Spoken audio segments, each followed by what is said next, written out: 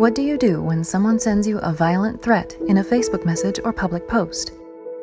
If you're engaged in social media, sooner or later, you'll wind up meeting an internet troll. Someone who will say things to incite anger or hurt feelings, like this. Yeah. You're ugly and stupid.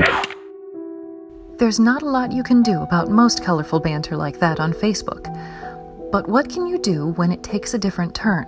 When the troll starts to make actual threats of violence? I'm gonna find where you live, and I'm going to bash your head in with a bat.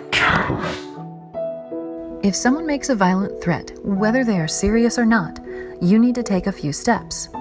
First, get the permalink, which is the link to that specific reply or post or message. On Facebook, you need to right-click Here, where it shows when the post was made. Make sure you get the date and time of the post or reply.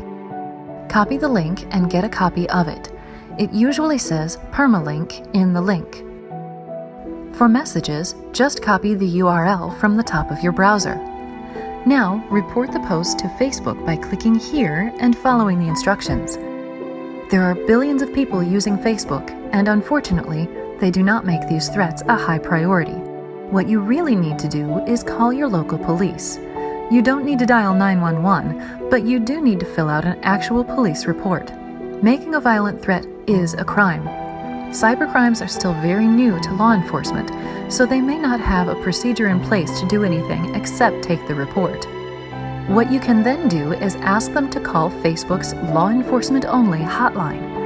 Ask the police to please call 650-543-4800 and report the permalink, and hopefully they can escalate the issue.